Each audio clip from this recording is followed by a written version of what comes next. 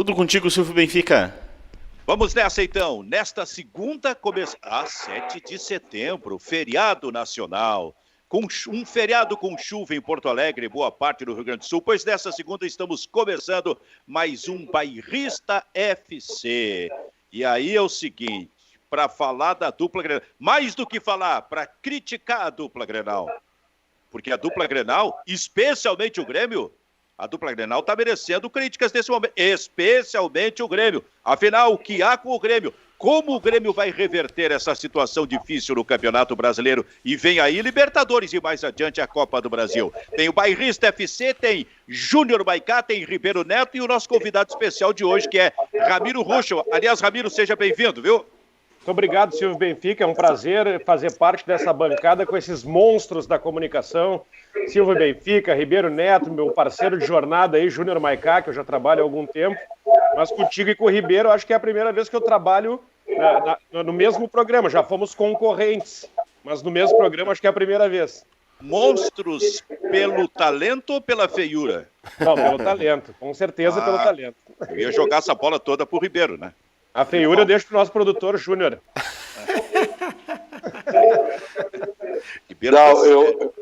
Eu quero dizer para você que o Júnior agora é meu bruxo, o Júnior Santos.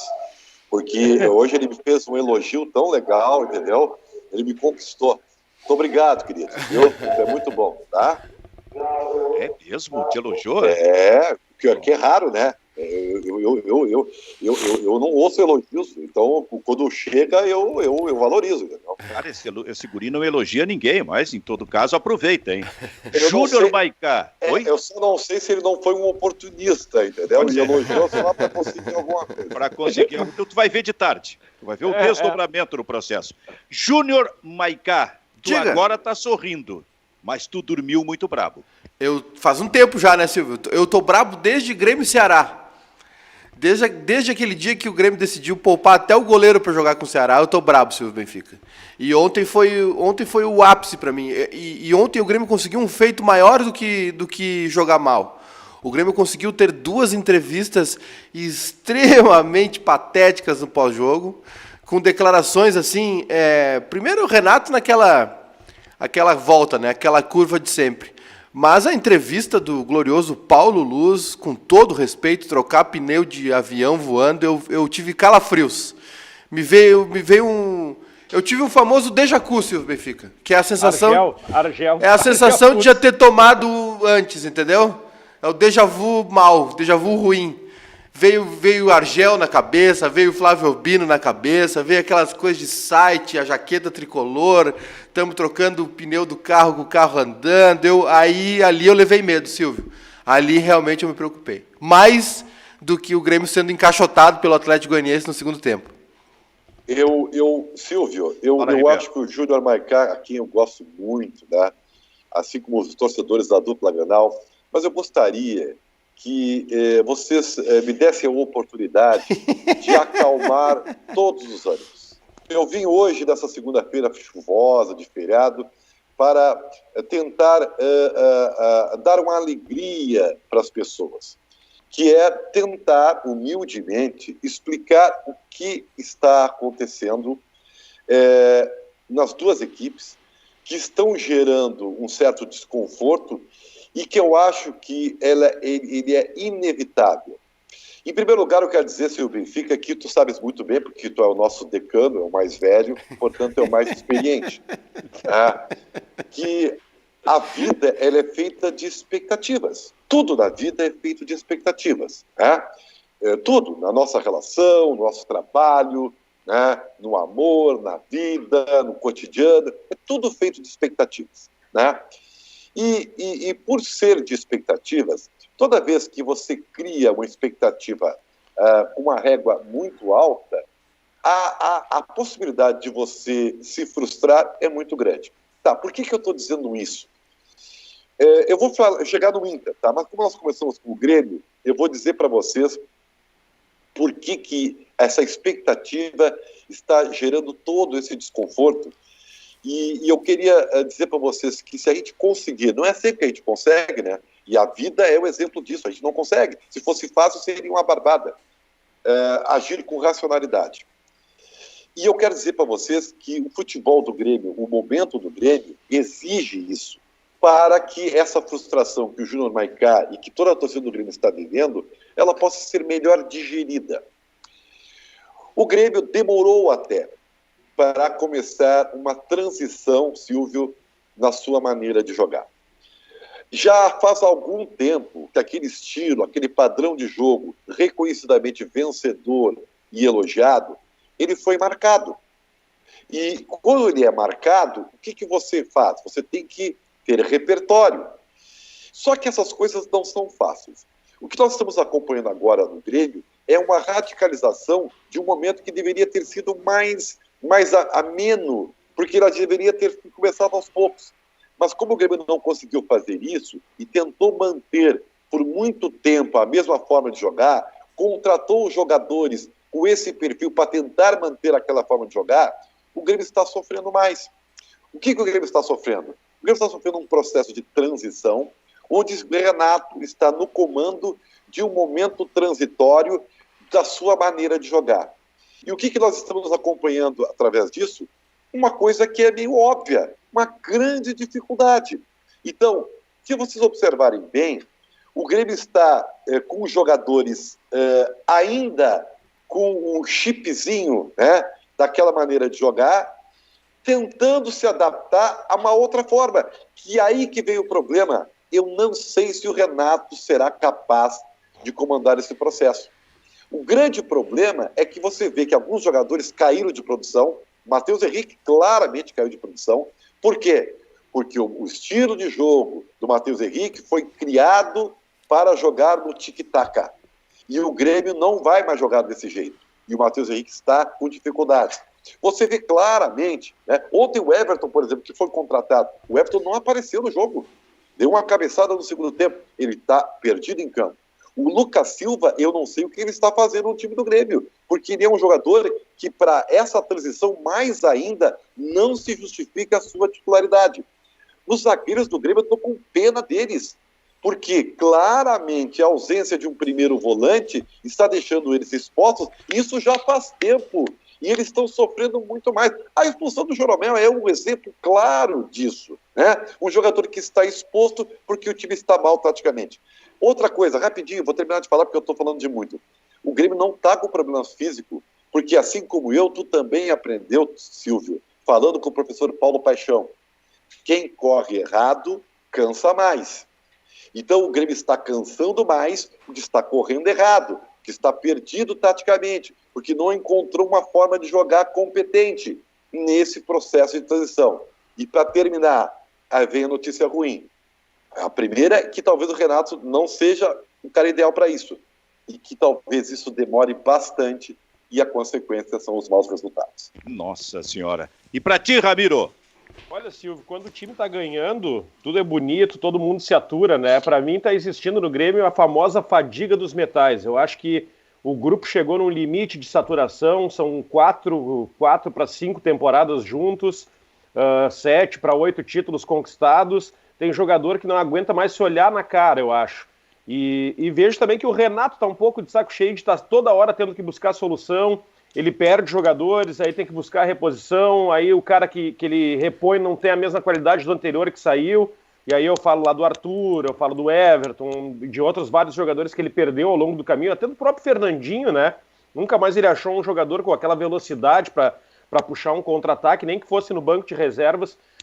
Mas eu acho que a reestruturação do Grêmio precisa ser feita até nas figurinhas mais carimbadas do grupo, porque eu acho que o pessoal já passou daquele ponto de se aturar, sabe? Sim. Agora, sabe que eu tô dando uma conferida, sempre conferindo o Twitter aqui, e o nosso parceiro Chico Garcia, lá de São Paulo, ele disse o seguinte: queria saber como está a tônica da imprensa gaúcha com as críticas ao trabalho do Renato, ou só pode criticar o Inter, que é líder? O Chico Garcia saiu daqui e está provocando lá. Então, para começo de assunto, vai te cagar, viu, Chico?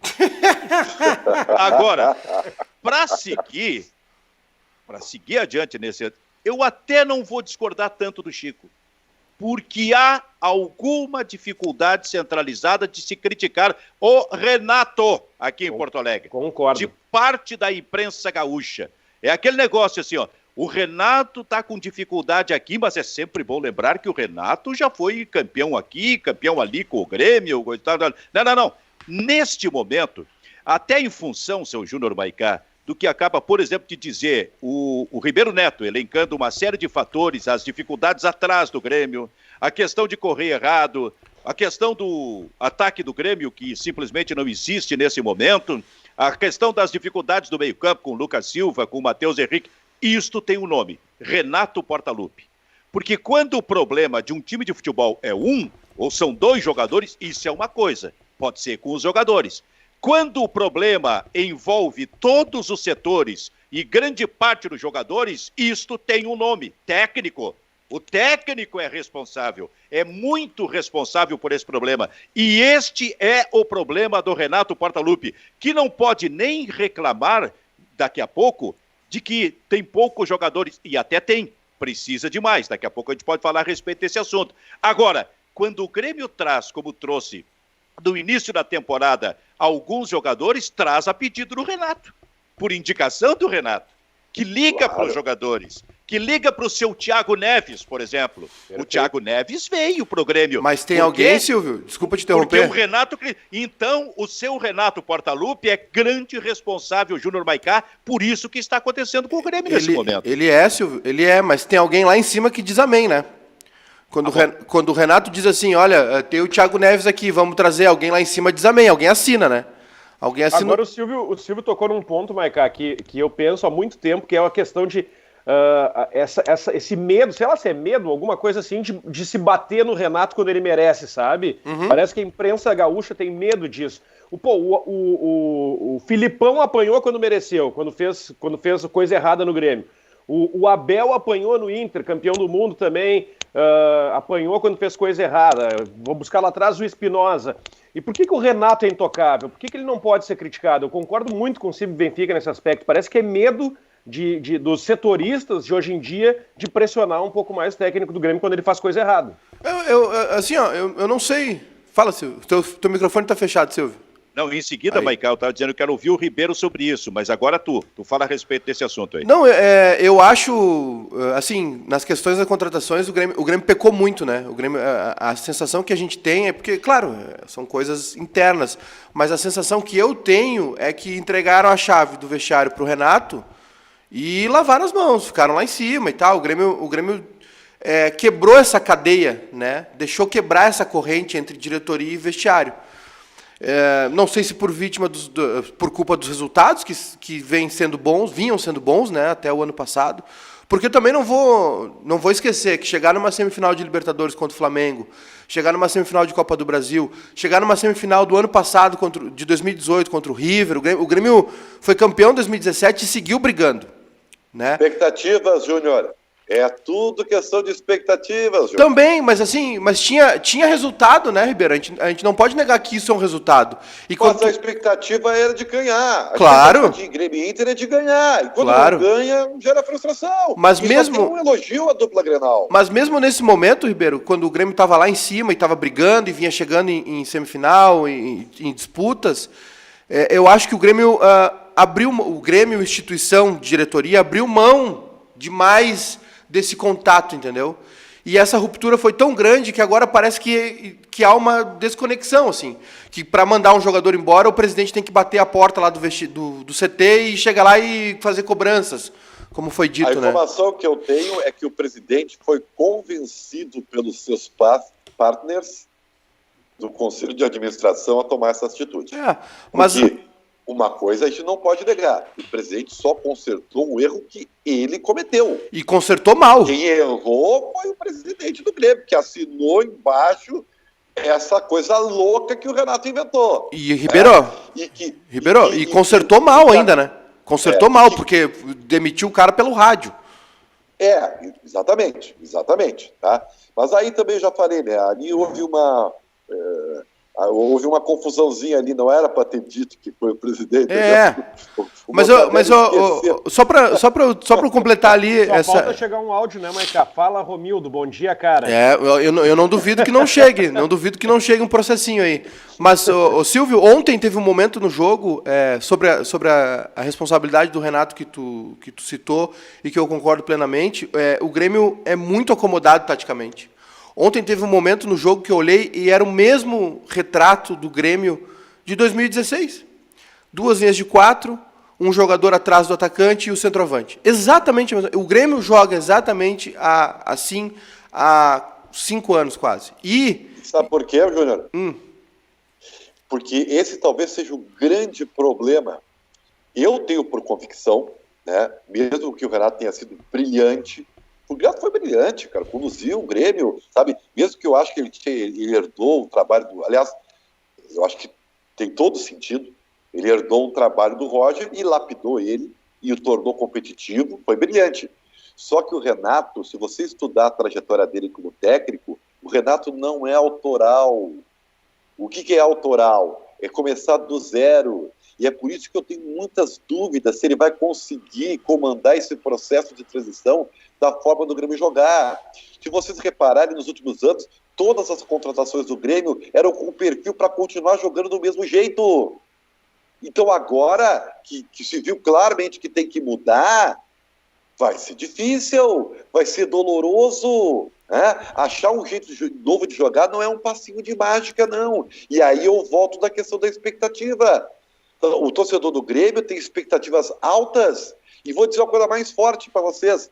Não adianta trazer o Cavani. O Cavani só não vai resolver o problema do Grêmio. O Grêmio tem que ter um estilo de jogo diferente e tem que aperfeiçoar isso. O Cavani, o Messi, não vão dar certo desse jeito.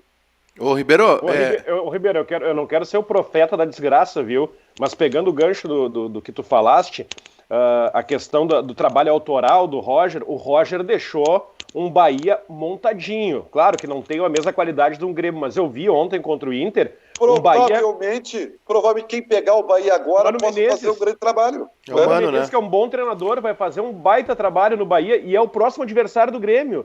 E o Grêmio vai todo desmontado para enfrentar esse Bahia e eu não quero ser o profeta da desgraça, mas a crise vai aumentar, hein? Vitor Ferraz, Maicon, Pepe, Jean-Pierre, Jeromel e Kahneman fora.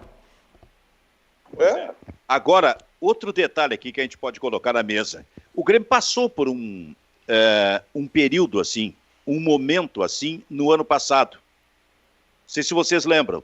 No ano passado, o Grêmio caiu de produção. E a gente, que tinha até o Segue o Jogo no Grupo Bairrista, o Maiká, no domingo à noite, eu lembro que eu falava a respeito do assunto e dizia que o Renato era responsável por aquilo porque ele não saía da mesmice. Ele não tentava algo diferente. Como está referindo, por exemplo, o Ribeiro Neto agora como alternativa, não há dúvida nenhuma. O Ribeiro tem inteira razão. O Maiká fala sobre isso, tem o acompanhado também. O Grêmio precisa de uma alternativa como modelo de jogo. Ele precisa, porque esse modelo está, infelizmente, pelo menos para alguns momentos, ele está superado e absolutamente conhecido pelo adversário. Qualquer adversário no Campeonato Brasileiro, Silvio, bem armado, bem estruturado, vai parar o Grêmio. Silvio, o que disse o jogador do Sport Recife, entrevistado no intervalo do jogo na Arena, vocês lembram?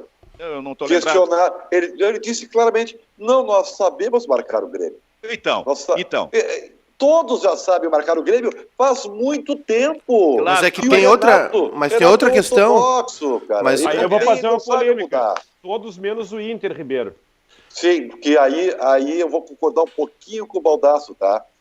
Que aí no Grenal também entra o aspecto emocional, que aliás está afetando o Grêmio, tá? A bola está queimando alguns jogadores do Grêmio. Mas está afetando o Grêmio também, porque o Grêmio está vivendo dos 3 Grenais. E tem outra coisa também que é o seguinte... O Grêmio está baseado nos 3 Grenais, mas eu quero colocar uma questão aqui. O Maiká, completa aí, porque eu vou colocar na mesa a questão para vocês. Não, sobre essa questão tática, ali naquele quadrinho que está atrás do Ribeiro, a gente falou já há muito tempo, né, Silvio?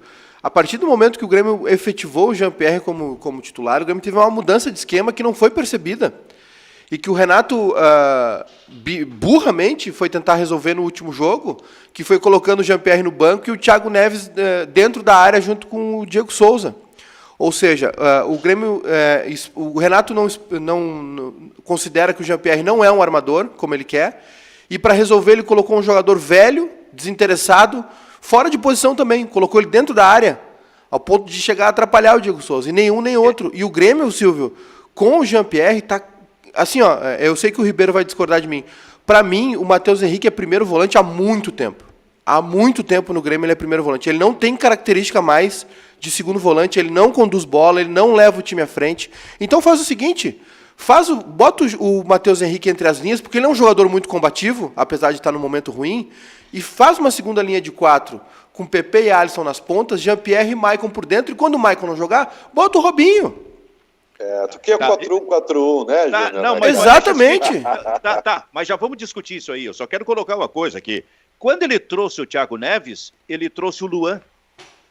Sabe? Sim. A ideia era o Luan, que é um meia diferente do Jean-Pierre. E é esse meia que jogava atrás do atacante para entrar na área. Mas o que é isso, Silvio? É tentar manter a mesma forma de jogar. Mas a gente fala... Silvio, nós falamos que o Jean-Pierre era mais próximo do estilo de jogo do Maicon do que do Luan. Sim, mas deixa eu só colocar uma questão. Agora sim, a questão na mesa para vocês. O Grêmio passou por esse problema no ano passado. O Grêmio teve um momento ruim. Nós discutíamos isso a respeito do que vai fazer o Renato. Porque quando surge um momento ruim, também é o momento do treinador. E o Renato tinha à disposição no banco de reservas 2 jogadores, que ele usava pouco. 2 garotos, Matheus Henrique e Jean-Pierre. Se não me engano, o meio-campo do Grêmio, acho que tinha Michel, Michael, tinha o Luan à frente nessa linha de 3 com o Alisson e com o Everton, e o centroavante lá na frente, que ele tentava o André, botou o Diego Tardelli, aí o Diego Tardelli vinha para trás, o Luan ia para frente, aquele negócio assim. Era assim, e ele resistia em colocar os 2 garotos que estavam voando. Quando ele colocou o Matheus Henrique e o Jean-Pierre, de alguma forma, ele encontrou um modo um pouco diferente do Grêmio jogar e deu certo e o Grêmio melhorou a partir dali. O Grêmio melhorou a partir dali. Agora eu olho... Essa é a questão. Conhece a melhora da morte, Silvio? Pode ser. Agora eu olho... Só quero dizer para você o seguinte. Eu olho para o banco do Grêmio, para o grupo de jogadores... Onde é que o Grêmio tem 2 ou 3 jogadores assim, com essa qualidade, com um movimento um pouco diferente para fazer a mudança radical na mesa para que vocês comentem? Não tem. E depois eu vou fazer um link disso com o Internacional, que na minha opinião, vou voltar à questão das expectativas. Acho que tem uma informação, viu, Ribeiro? Opa! Informação o Pedro Lucas pediu rescisão com o Figueirense por causa dos acontecidos ontem lá, invasão de torcida, tudo está retornando ao Internacional. Não sei se vai ser aproveitado, mas o Cudê tem falta de centroavante no elenco, né? Não vai. Deve ser emprestado novamente.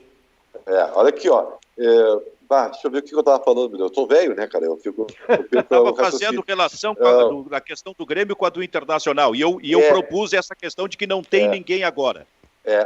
Por que eu digo? Eu acho que o torcedor do Inter, por exemplo, está cobrando demasiadamente do Internacional. E eu acho que com o time que o Inter tem, e mais ainda com o grupo que o Inter tem, o torcedor está agradecido pela campanha que está. Eu entendo que o torcedor está frustrado, porque tomou 2 empates no finalzinho dos jogos, só que o eletrocardiograma do Inter é muito, muito real e verdadeiro com o time que o Inter tem. Tá? Mas tudo bem, nós estamos no Grêmio ainda. A grande questão é a seguinte... Quando tu tem um time que fica refém de um jogador, alguma coisa está errada. Hoje, com a saída do Everton Cebolinha, o Grêmio é refém do Maicon. Porque o Maicon é a última pedra que reluz dessa forma do Grêmio jogar. Que insistentemente o Grêmio, durante muito tempo, está querendo. O Maicon é um jogador que joga muito, mas que fisicamente dá claros sinais, né, de desaceleração. Não tem nenhum problema, é da vida isso aí. E o Maicon é um jogador que faz a bola rodar com qualidade verticalmente. E o Grêmio não tem outro jogador desse perfil. Não tem. E, repito, não adianta tu ter as peças do banco se tu não sabe o que fazer com elas, Silvio. E o Renato claramente não sabe ainda como o Grêmio vai jogar. Então não adianta, por isso eu digo, não adianta ter o Cavani. Como é que o Cavani vai jogar? Quem é que vai fazer cruzamento pro Cavani? Quem é que vai jogar a combinação de jogada com ele? O Grêmio não tem isso. Então, o grande dilema do Grêmio hoje é encontrar uma forma de jogar. E talvez o grande perigo é saber se o Renato tem condições de ser autoral para fazer isso. Vai cá. Silvio, eu também acho, eu concordo com o Ribeiro, eu acho que o Renato é um cara muito... Eu sempre falei isso, né? A gente tem essa imagem do Renato fanfarrão, dando respostas, jogando futevôlei lá de sunga. Mas o Renato é um cara muito conservador.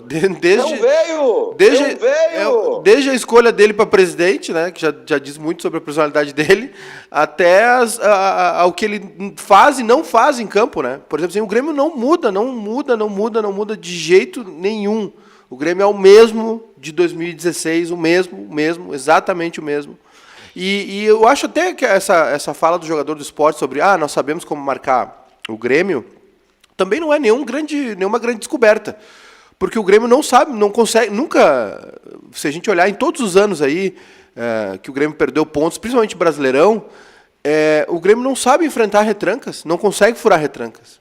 O Grêmio, quando pega esse time que joga com duas linhas compactadas, e assim, são times que vão jogar para não perder.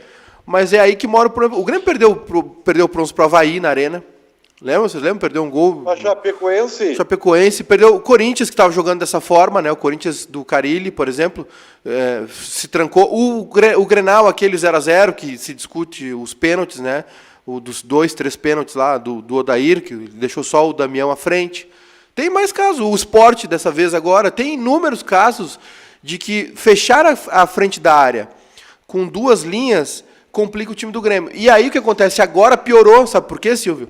Porque o Diego Souza teve a façanha de fazer alguns gols de cabeça, então o Grêmio agora acho que achou o novo Jardel. Aí o que acontece? Aí que tá, mas aí que a origem é o problema. Quem fazia os cruzamentos, sabe quem fazia os cruzamentos com os gols de cabeça do Diego Souza? O Everton, Cebolinha. Exato, esse jogador não está mais. Exato. E aí apareceu o verdadeiro potencial dos e outra, do Grêmio, que é nenhum. O cara não sabe cruzar. E outra, Ribeiro, o Grêmio hoje parece que só tem uma jogada, que é o Alisson com o Orejuela, que não estão jogando mal. Aí que tá, eles não estão jogando mal, eles ainda estão conseguindo efetuar a função deles. Eles conseguem combinar jogadas entre os dois, eles funcionam muito melhor quando o Maicon está em campo. Só que a conclusão... Me perdoa, mas o Alisson foi muito mal ontem. Olha, Ramiro, eu não sei, cara. Mas é o Curitivo que tá mal. O Curitivo tá mal. Tem até aí cai todo mundo. Tem até um recado aqui do Vinícius. Só para não perder. Sabe quem era o grande articulador do primeiro tempo do Grêmio ontem? O Kahneman. O Kahneman foi o jogador que mais deu passes verticais. Tá errado, né, cara? Tá errado. Eu acho essa jogada combinada ali da direita ainda funcionando. Só que a conclusão tá ruim. Tá ruim porque eles perdem muito sem o Maicon por ali, porque o Orejuela tá rifando a bola para a área, né? O Alisson, por exemplo, ontem deu assistência pro gol, fazendo a movimentação que ele e o Everton estão tentando, que é entrar nas costas da zaga, né? O PP tá fazendo gol assim, por exemplo, né? E aí eu não entendo por que o PP foi pro banco contra o Sport. Mas, enfim, até o Vinícius de Oliveira falou aqui no Facebook, Silvio, vocês não acham que o Grêmio melhorou na hora em que o Alisson foi jogar pela esquerda? O Alisson é um jogador que surgiu pela esquerda, né? Ele se destaca no Cruzeiro jogando pela esquerda. E aí, quando ele vem para o Grêmio, tinha o Everton ali, ele se adaptou na direita fazendo a função que o Ramiro fazia. Eu acho que esse jogador faz essa função que o Ramiro fazia muito bem de marcação, de compactação, e ainda agrega no ataque. Porque ele é um jogador muito mais habilidoso que o Ramiro. O Ramiro é um segundo volante, né, de passe ruim ainda. E assim, eu acho que o problema do Grêmio não está ali, mas vai acabar sobrando por ali, porque o pessoal ano passado já queria, tem que colocar o PP na direita. O PP não vai fazer o que o Alisson faz, né? O Grêmio precisa, e para o Everton, Cebolinha, ter a liberdade que ele tinha, e agora para o PP ter a liberdade que ele tem de puxar o contra-ataque, de sobrar no sistema defensivo do Grêmio, precisa desse jogador pela direita. Só que o que está acontecendo? O Grêmio não joga o Maicon, tá? Joga Lucas Silva e Matheus Henrique, 2 jogadores que atuam na faixa de defesa do Grêmio, atrás da linha do meio-campo ou na linha do meio-campo, né? Que não constroem. O Matheus Henrique não tem mais não tem a característica de conduzir o time à frente, de levar a bola à frente, né? Ele é passe para o lado, ele rouba, ele é um jogador muito combativo, apesar de ser um jogador baixo, né? De estatura baixa, ele é muito combativo, ele tem boas soluções ali quando apertado, mas ele não é segundo volante. E o Lucas Silva, olha, o Lucas Silva eu não sei o que está fazendo no Grêmio, porque assim, ele não constrói nada, ele não marca, ele está muito mal. Se tu pegar os lances do jogo de ontem, ele é completamente disperso, ele é disperso na marcação, né? E a única contribuição dele é esse chute de intermediária que ele não acerta no gol. Mas o Sarrafiori também dá no Inter. Então assim, ó, o Grêmio precisa ter alternativa. Se o Renato não enxerga o Robinho como um jogador que possa substituir o Maicon, né? Não é o Wellington Martins que o Grêmio está procurando também lá do Atlético Paranaense. O Grêmio não tem esse jogador. E aí o Grêmio vai ficar empacado sempre. Tô falando. Ô, Silvio, por favor, Silvio. Fala, amigo. Silvio, querido. Que, guri? De novo, repetiu o decano. Tu é o decano desse programa. Quer me liquidar? Tu quer me liquidar com o meu eleitorado. Tu tá transmitindo a informação pro meu eleitorado. Esse é um rapaz velho. Cuidado. A tua experiência, cara, a experiência conta muito, entendeu? E ao contrário dos velhos do Renato, tu ainda dá no couro, vou te fazer esse elogio, tá bem? Tu ainda, essa é uma frase mortal, tu ainda dá no couro? Isso é uma concessão extraordinária que ele está fazendo para mim. Ele diz que tu está na reta final, é mais ou menos exato. Ô, Silvio, eu vou fazer uma figura, tá? E me permita se eu passo um pouquinho pro lado do Internacional, porque eu preciso dizer isso. E daqui a pouco eu quero ouvir o Ramiro também sobre isso. Aí. Fala aí, Ribeiro. Eu vou usar uma figura e vou usar o gosto musical do meu grande amigo Júnior Maicá. Quando eu falo em expectativas... O gosto musical do teu grande amigo Júnior Maicá é bom ou o gosto musical dele é uma bosta? Vou dizer isso, vou dizer claramente isso agora. Tu imagina o seguinte, ó, o que o torcedor do Inter pensa em relação ao seu time e o seu momento no Brasileiro, e especialmente aos 2 últimos jogos, que tomou gols no finalzinho, onde sofreu o empate. O torcedor do Inter está frustrado, né? Pô, mas era para ter tido 2 vitórias. Eles esquecem que o Inter, nesses jogos, jogou para empatar, que o rendimento era para empate mesmo, entendeu? Eles esquecem isso porque eles tomaram gol no finalzinho. Então, é aquela frustração. E qual é o exemplo que eu vou usar? É como, por exemplo, tu imagina, Silvio, tu ir na loja de CD, aí tu vai lá e encontra um disco ao vivo do Los Hermanos, cara. Tu entendeu? Aí tu vai com aquela expectativa, meu Deus, olha que ouro, que joia, entendeu?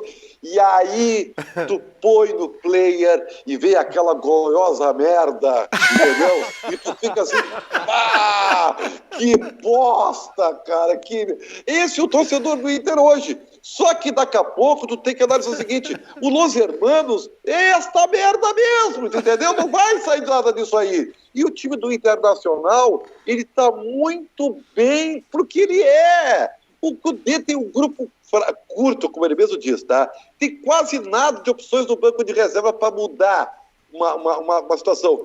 E o time do Internacional, ele não é um super time. Então o Internacional tá líder do campeonato e o torcedor do Inter tá bravo ainda. É a questão da expectativa, entendeu? O Inter criou para o torcedor a expectativa de que tava com o super time e vai ganhar brasileiro. E aí veio a frustração. Mas é que o torcedor flertou, ele namorou, ele quase casou com a liderança. E ele está vendo que ali adiante, Ramiro Ruschel, o Inter vai perder essa liderança. É por isso, o problema do torcedor está nisso aí. Sim, porque no retrovisor já está vendo ali o Flamengo encostar, está vendo o São Paulo, está vendo o Atlético Mineiro, que ontem ganhou fora com o Sampaoli.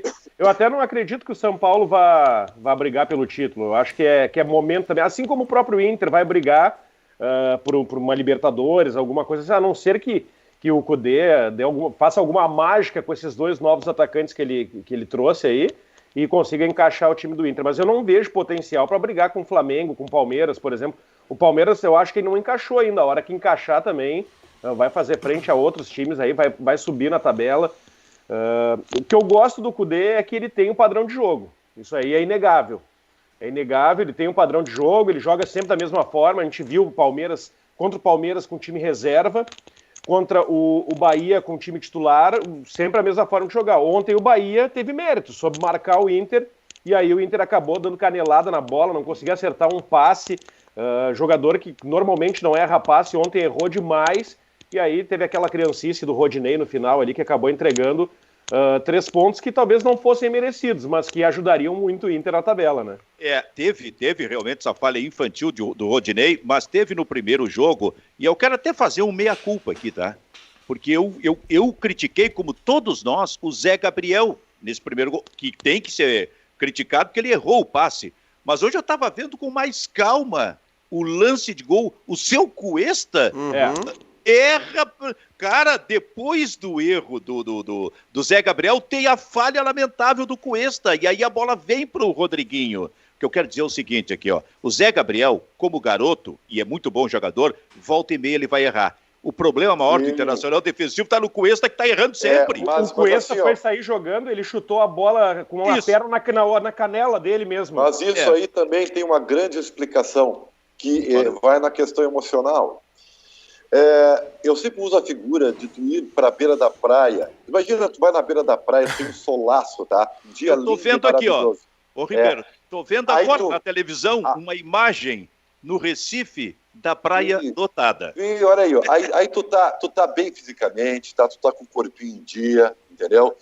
Tu é jovem como o Júnior Santos aí, tu pega um óculos a lá Renato Portaluppi, entendeu? Aqueles óculos escuros, né? E tal. E aí tu vai pra beira da praia de sunguinha, se achando cara, né? Porque tu tá podendo, cara. Tu tá com uma graninha, né? Tu tá com o corpo em alta, tá vendo que as pessoas estão te olhando, e tu tá assim, né? De boa. Mas se tu não passar um bronzeador e um protetor solar, tu vai te ferrar. Então, assim, ó, confiança demais, às vezes te trai. O lance do Zé Gabriel ontem foi exatamente do cara que está super confiante, que está jogando bem, que está sendo elogiado pela crítica, que está sendo saudado pelo torcedor. Aí ele cria aquela confiança e isso é passível de um descuido. Eu não condeno, isso aí acontece. É coisa de jovem. E o Cuesta, ele é confiante por natureza. O Cuesta não dá balão. O Cuesta, essa jogada do Cuesta que tu está criticando, ele sempre faz. O Cuesta nunca, na dividida, ele sempre vai dar um drible, ele procura, ele é assim. Ontem não deu certo, mas ele sempre faz assim. É o estilo de jogo do Cuesta, porque ele é um jogador confiante nessa maneira de jogar. Então, para te ver, meu amigo, mais uma lição de vida. Mesmo que tu esteja podendo, abre o teu olho, porque sempre tem alguém querendo te ferrar. Júnior Maicá, é verdade. Júnior Maicá, olha só, Maicá. A gente falou de lances individuais do Inter que determinaram 2 gols para o time do Bahia. E aí, se daqui a pouco a gente fala sobre o lance individual, a gente de alguma forma está isentando o técnico. Mas não me parece ser necessariamente a questão de ontem do Internacional, porque aí tu pega assim, ó, a linha de 3 do Internacional talvez seja a principal ferramenta deste movimento, desse modelo de jogo do técnico do Internacional. E a linha de 3 ontem não funcionou. O Edenilson não foi bem, o Bosquilha não foi bem, só o Patrick foi bem nesta linha. E aí vem a modificação do técnico no segundo tempo, se a linha de 3 não está funcionando. O que ele faz, se não me engano foi isso, ele tira o Bosquilha, né? Aí o Denilson fica mais no meio, e ao invés de colocar, por exemplo, o Praxedes pelo lado direito, que é o jogador que ele tem colocado naquele lado quando não tem o Edenilson, por exemplo, recentemente fez isso num jogo, quando ele colocou contra o Palmeiras, no primeiro tempo, os garotos que foram bem lá contra o Palmeiras, ele coloca o Marcos Guilherme, de novo naquela função, que não consegue nesse momento, talvez até dê ali adiante, mas nesse momento ele não consegue dar resposta. Deu um gol feito. Exato. Porque não soube dominar a bola. Ali era o momento do técnico do Internacional tentar, tentar alguma coisa diferente. Sempre, Júnior Maicá? Silvio, sempre vai passar por eles, né? E essa bruxaria, esses costumes aí dos técnicos, né? A gente às vezes fica sem entender por que tal jogador é sempre escolhido, porque, enfim, cabeça de treinador é muito complicado de se entender, né? E ontem, Silvio, eu vou te dizer, ainda naquela primeira manifestação ali do Ribeiro, o jogo contra o Palmeiras e o jogo contra o Inter perdeu, eu acho, tá? Eu discordo um pouquinho do Ribeiro, eu acho que o Inter é candidato, sim. Eu acho que o Inter tem plantel... Eu não disse isso. Quem disse que não é candidato? Foi o Ramiro? Perdão. Desculpa, não Ribeiro. Não coloque palavras na minha boca. Perdão, Ribeiro. Perdão. Pelo amor de Deus. Onde é que nós estamos, Silvio Benfica? Eu assumo minhas opiniões por conta e risco. Eu vou tomar providência. Aliás, estou indo embora depois dessa. Estou indo embora. Tchau para vocês aí. Já notei uma certa dificuldade para o Silvio para levantar da cadeira. Vocês viram que ele deu uma barrigadinha para frente ali? Deu uma... Mas ainda dá no couro, ainda dá no couro. Mas Silvio, eu acho... A coluna tá me incomodando nesses últimos dias. Eu considero o Inter candidato, sim. Eu acho que o problema do Inter é que chegou, né, que é o Flamengo. Tá chegando. É o Hamilton com a Mercedes, né? Tu já vê ele no retrovisor chegando lá na curva. Eu acho que esse é o problema do Inter. Não vejo o Palmeiras, não vejo o São Paulo. Acho que o Galo pode ser alguma coisa, mas o Galo, assim como... O Atlético Mineiro, assim como o Inter, tem suas limitações. E o Flamengo não tem, né? O Flamengo, as limitações do Flamengo estão hoje no treinador, né? Em algum desentendimento que aconteceu ali, mas que a qualidade do time está superando até isso, né? A qualidade do Flamengo é tão grande que ela está superando na bola as diferenças que eles têm internamente. Acho que o Inter... Eu acho, Júlia, que o Inter está no bolo, viu? Eu acho. Porque eu acho que o campeonato vai ser bem competitivo. Eu acho também. Só que quando tu pega a lista ali... Vai líder todo esse tempo aí. Só que quando mas... Então, aí é o que eu quero me referir a esses dois jogos. O Inter perdeu duas belíssimas oportunidades de abrir uma distância enorme para esses... O Inter estaria com 21 pontos, né? Se tivesse segurado esses dois jogos. E é de se lamentar, porque estava quase vencido. Né? O Inter conseguiu fazer um gol no Palmeiras aos 45 do segundo tempo e conseguiu tomar aos 47. Mas, Maicá, o Inter poderia ter conseguido isso, por exemplo, no jogo contra o Palmeiras, quando fez um gol, a bola entrou e o árbitro não confirmou. Aliás, com o seu Salvio Espíndola, parece que era, Sim. Que era o analista de arbitragem naquele jogo, que, por exemplo, no lance do pênalti, ele disse que não foi pênalti, o pênalti marcado pelo árbitro. Que Sim. não foi pênalti. Mas aí ontem, Silvio... Eu vou te dizer uma coisa, mas aí ontem não teria... Isso que eu vou dizer, eu quero chegar aí, tá? Então, aí o Inter poderia, com aquela bola que entrou, ter ganho. Mas ontem, o Inter teve ajuda da arbitragem e, de novo, o Salvio Espíndola disse o seguinte, foi pênalti. Ontem não foi pênalti no Cuesta. Não foi? Que pênalti é esse, né, cara? E aí, o árbitro deu o pênalti e o Galhardo fez o gol. Porque se não dá...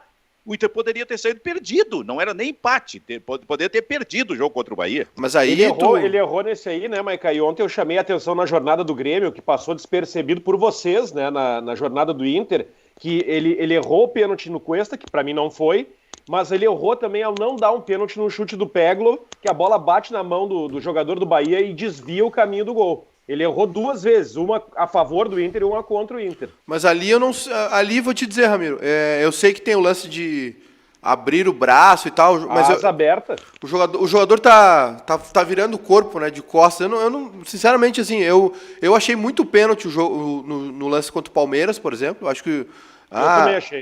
Aquilo ali, o lance, o jogador não tem como tirar o braço. Bom, o lance normal é ele cortar a bola, né? Ninguém tem culpa se ele furou em bola, a bola subiu, ele cortou a trajetória dela. Mas ontem, o Pegloff chuta, o jogador tá de costas, eu não sei. Por exemplo, o pênalti do Kahneman contra o Flamengo, para mim é pênalti. O Kahneman tá todo desengonçado, vai com a cabeça toda torta, o braço levanta, é pênalti. Mas ontem eu não vi aquilo, entendeu? Mas mesmo assim, diante de erros e acertos, porque a arbitragem brasileira é tão fraca que nem 50 mil câmeras e um recurso de TV conseguem resolver o problema dela, ainda assim o Inter perdeu uma belíssima oportunidade, né? E vou dizer, esses dois jogos, o Inter vai sentir falta lá no fim, porque o Flamengo está chegando. E não foi, Maica, por causa de arbitragem, por erro de arbitragem, foi por jogar mal ontem. Sim, jogou mal ontem. Ontem o Inter jogou muito bem contra o Palmeiras, com o time todo mexido, e aí ontem jogou muito mal. Jogou realmente, não criou... O Edenilson a gente não viu em campo ontem, né? O Edenilson estava sumido. Bosquilha que vem jogando bem. Bosquilha também.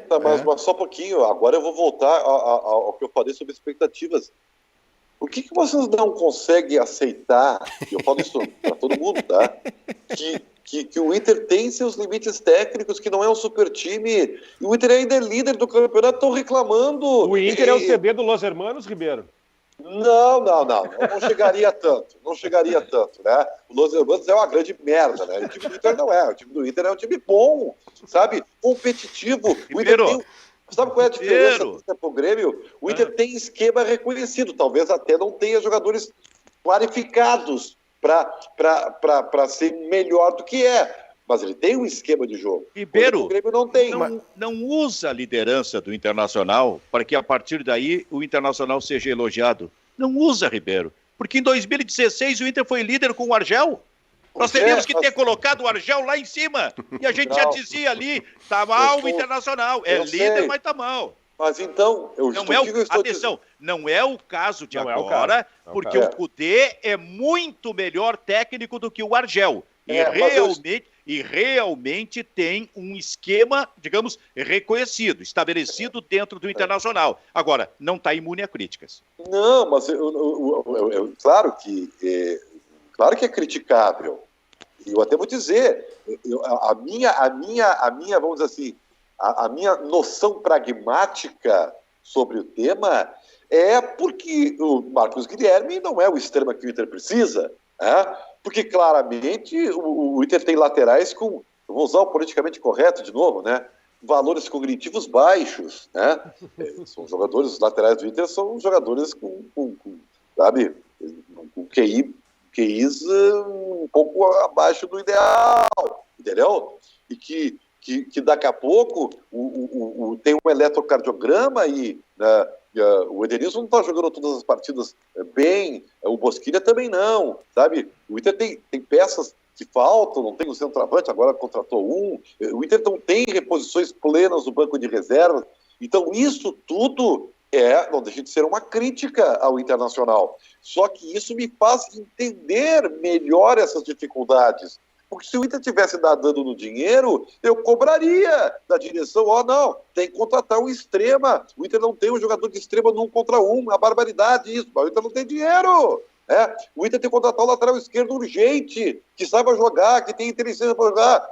Mas o Inter tem o Wendel e o Moisés. Então, eu só estou tentando amenizar a crítica, porque eu entendo que o Inter, apesar dessas dificuldades todas, Silvio, está fazendo um excelente campeonato brasileiro. Não há dúvida nenhuma. O extremo é o Leandro Fernandes, que o Inter acabou de contratar, o argentino, se tu for ver, ele é um jogador de movimentação. O Inter perdeu o centroavante, que é o Guerreiro, e contratou 2 de movimentação, o Hernandes e o Fernandes. Tá, mas esse extremo aí que tá chegando aí, ele é rápido?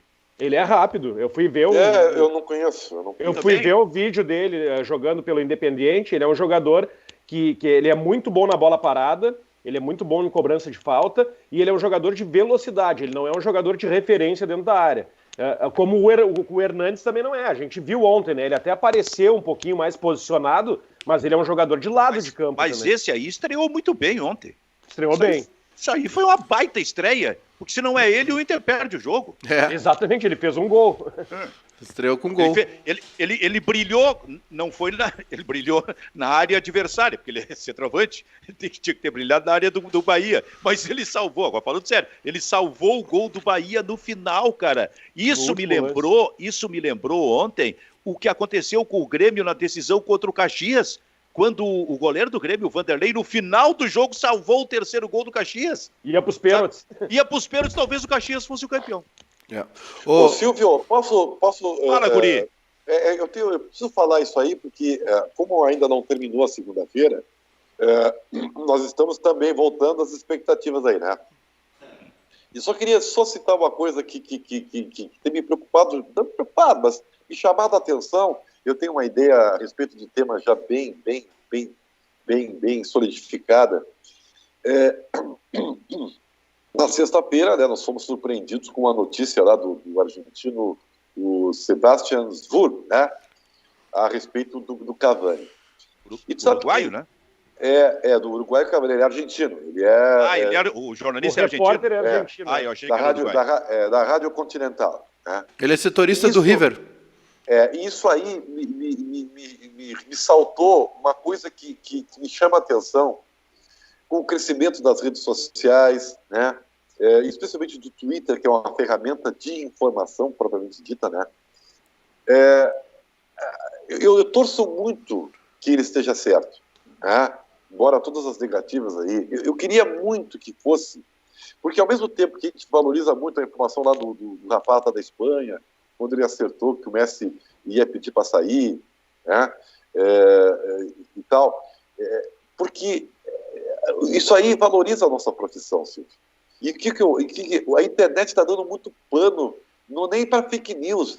A barrigada que era para nós, da nossa época, Silvio, muito dolorida. Porque eu já errei, todo mundo erra, todo mundo às vezes tem uma fonte que falha contigo, né? Isso é do jogo.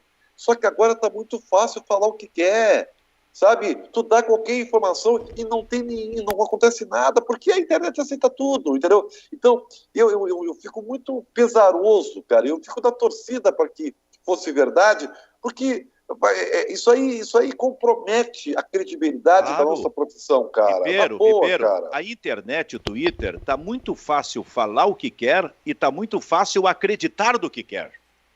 Eu não sei realmente o que é pior ainda. Porque daí tu acredita, porque tu quer acreditar naquilo ali, porque aquilo ali diz respeito a ti, digamos assim, tu quer que aquilo realmente aconteça. Então tu acredita naquilo ali. Fake news. Na política, por exemplo. Então tu acredita e espalha. Então, sobre esse aspecto, tu tem inteira razão. O jornalismo tem que ficar cada vez mais valorizado, a parte em relação a isso, a despeito de algum eventual erro, porque isso evidentemente faz parte, e tu tem também razão naquilo que era a notícia que tu errava, tu dava a notícia lá atrás, quanto que eu digo todos nós, a gente dava uma notícia errada que não se confirmava, doía muito na gente aquilo ali. E tu era cobrado, por isso. Então, esse argentino aí, ele dá a informação que é do Grêmio, não é onde ele trabalha, não é nem o país dele, e fica por isso mesmo. Olha a repercussão disso, o cara ganhou repercussão mundial e vai ficar assim, não, ele errou, tá tudo bem. Não tá tudo bem. Não tá tudo bem. O Silvio e o Ribeiro foram mais tempo repórteres do que eu, né? Eu sempre foquei em ser narrador, então meu período na reportagem foi muito curto. E eu brinco que eu tenho 3 grandes notícias em primeira mão que eu dei. A primeira foi o Joel Santana no Inter, que eu consegui por acaso. Eu liguei para casa de uma amante dele e descobri que ele estava vindo para Porto Alegre. O segundo foi o Alex, vindo do Guarani de Campinas, também foi informação minha. E o terceiro foi o Saraiva, que trocou o Inter pelo Grêmio. São as minhas 3 grandes notícias como repórter. O Saraiva trocou o Inter pelo Grêmio? Não tinha notado isso. O Saraiva, não o Saravia, o Saraiva. Não, o Ramiro não pegou a maldade. Agora jogou nada. Demorou pra cair Ramiro. Esse sul-americano é um mau caráter, cara. Isso aí é um absurdo. Cara. Brincadeirinha. Eu fui na pureza, Ribeiro, e ele veio com essas maldades. Ô, Silvio! Aqui não dá pra ser puro. O que é, Maiká? No YouTube aqui, o Igor Pontes disse o seguinte: Ribeiro Neto tá de brincadeira. Eu também acho. Tá de sacanagem, apesar do... Em relação ao quê? Falando mal do meu gosto musical, apesar do belíssimo moletom que ele tá hoje. Aliás, eu queria mandar um abraço para Diogo Rimoli, que me mandou uma mensagem ontem, disse que saiu para sua caminhada diária em Roma. Aí é bonito, né? E tava ouvindo o Bebendo e Falando, que eu gravei, que é o meu podcast aí, né? Que a gente bebe uma coisinha e fala. Com o Ribeiro Neto, um episódio com o Ribeiro Neto. Aí já desandei a falar daquela turma da Band que eu amava lá, que eu ouvia. Cláudio Cabral, a turma do Na Geral, apito final. Eu não sei se o episódio Bebendo e Falando com o Ribeiro Neto foi o melhor. Com certeza ele foi o mais longo. Agora, sem dúvida alguma. Vou te dizer uma coisa. Esse Júnior Maiká adora falar do pessoal da Band, que ele adorava. E ele adorava no tempo que ele estava na Gaúcha. Isso é impressionante, isso. Ele estava na Gaúcha e adorava na Bandeirantes. Então, o que tu estava fazendo na Gaúcha lá? Não, já tinha passado, né, Silvio? Já tinha passado. O Meneghetti nunca me ligou, daí não rolou, né? Tô aqui para provocar. Ora, tu desce de... E outra coisa, tá caindo de madura, então, um Bebendo e Falando com o Diogo Rimoli. Claro, sem dúvida alguma. Vai falar da Itália pra ti, do futebol italiano. Ele faz um trabalho bonito lá. Ele faz um trabalho de guia, uma coisa assim, que está nesse momento. Com turismo, com turismo, que nesse momento está muito prejudicado, né, cara? Eu falei para ele também. Provavelmente, Júnior Maicato, você não foi para a Band porque vocês têm gostos musicais diferentes. O Beneguete gosta de Midnight Oil, ele é surf music, entendeu? E gosta de tango. E tu gosta de Los Hermanos, aí não tem como, é bem difícil isso. Né? O Matheus Reis mandou aqui, o cara fala mal de Los Hermanos e gosta de U2, aí é dose. E esses dias que ele tava ouvindo Coldplay, Matheus. Ô, Maiká, como é que nós estamos de tempo aí? Infelizmente, sem tempo para mais nada. Só agora tá na hora de encher o buchinho. Ramiro, volte mais vezes. Obrigado, Benfica. Obrigado ao Júnior também pelo convite. Valeu, abraço pro Ribeiro também, abraço pro Maiká. E eu quero dizer, só para encerrar minha participação, que ouvi Coldplay, suicídio é um dever. Nossa Senhora! Ribeiro, até a próxima com as tuas teses enlouquecidas. Grande abraço e aproveitem o resto de segunda-feira. Isso aí, ainda tem muito tempo. Quem sabe o Cavani, Júnior Maiká? Quem sabe? Silvio, estamos na segunda. Eu só vou falar sobre Cavani quando ele desembarcar aqui. Até lá eu não vou gastar minha saliva. Muito bem. Bairrista FC na parceria do Grupo Bairrista com a RDC TV. Fica por aqui. Tchau, tchau.